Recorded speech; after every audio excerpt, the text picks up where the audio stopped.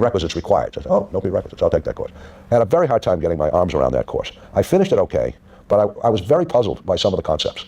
However, that summer, I got another book. I got a book on, this was algebra, but not algebra like solving equations. It was abstract algebra. And then in a week, everything came together for me. I understood, I was no longer puzzled. I understood why they did everything. Other parts of math got me stymied for a while. But typically it would take some time for me to sort of grasp what they were trying to do. And then it would go very smoothly. So I graduated early from MIT in 3 years. Did you imagine you would be a professor sitting in a university, No. or like what? You had no grasp of what? I didn't. Yeah, by the time that my freshman year was over, I kind of realized that's what it would mean, that someone would pay you for thinking about mathematics and creating mathematics. What I thought earlier was I would do something that involved mathematics, but it was mathematics that I wanted to major in, and I could see quickly that, well, that's the way. If you're going to do that, you're going to be a professor somewhere and profess. You also talked about this week of algebra where everything sort of fell into place. Yeah. Is that a common thing? Is this a thing that always happens? There's this moment where all the cogs move into place, and it's like, oh, I get it now. I think, yeah, there are moments like that. Sometimes you're introduced to a new concept, and you wonder, well, why are they talking about this? Why is this concept interesting? And then you think and you see some examples, and you say, oh yeah, okay, this is really good. A lot in mathematics is making definitions. You'll see things that really could come together under one aegis, and you can define this set of notions, and sometimes just a structure which follows all these notions. And that's a great way that mathematics has advanced, because when you put a lot of things together that have similar characteristics, then you can try to prove theorems about the general set of things rather than some particular example. And that turns out to be a very powerful approach. So making a good definition is a good thing. They wanted me to go to Berkeley and get away from MIT, meet some new faculty, because I was quite close to the MIT faculty, and they thought, I think they didn't want to get rid of me so much as they thought I was probably pretty good, so I should get exposed to a certain guy named Chern, who was just coming to Berkeley that year. And I got this very nice fellowship, and I went there. I was very eager to work with Chern, meet Chern, except he wasn't there. He celebrated his first year at Berkeley. He had just come to Berkeley, and he celebrated that first year by taking a sabbatical. So he wasn't there. So I worked with another guy, which was fine. And by the time Chern came, in the second year, I was already pretty far along with the thesis project. I was giving a seminar at the beginning of my second year at Berkeley, and in walked this tall Chinese guy.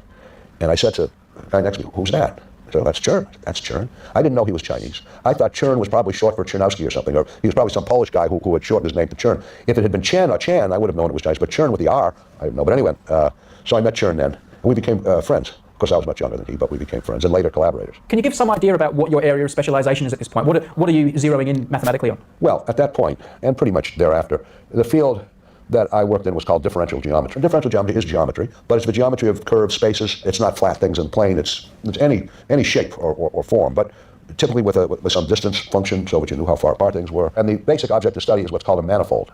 And a manifold is a lot of pieces of space glued together. So, for example, the surface of a sphere is a manifold.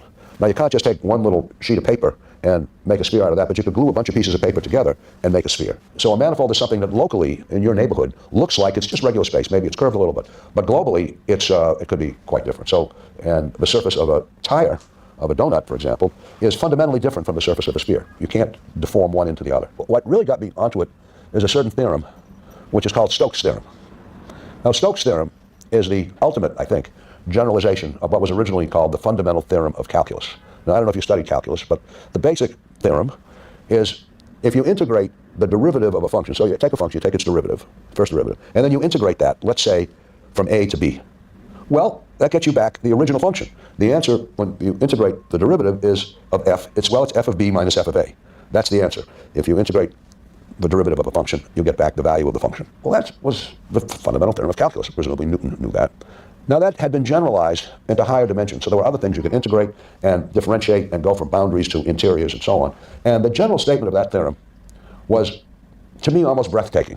It was so beautiful, that theorem. And that's one of the basic theorems in differential geometry. And it's about integrating something over the boundary, and that's the same as integrating something else over the interior, something related to it. It's derivative, in effect. It's called its differential.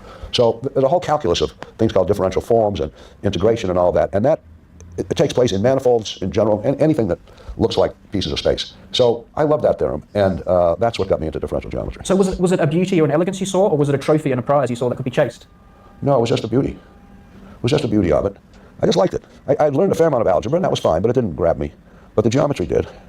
So that's what I specialized in. And when I got to Berkeley, I was fooling around and started. I'd made some observations, and I mentioned them to my thesis advisor, the guy I was going to work with. And he said, "Oh, that's interesting. That makes me think about such and such a problem."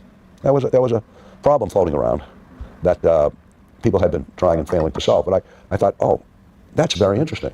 So I started working on that. And he advised me not to, because so-and-so had tried it and someone else had tried it, and these girls were big shots, and I was just a little shot. But I didn't pay much attention to him. And I solved it, and just worked through it, and you know, had a little help along the way with some people, but basically I drove that. I had done some other mathematics after my thesis, work on something called minimal varieties, and it was kind of a fundamental paper. It took me 6 years to write that paper. People were, I think, thought, how could I take 6 years? But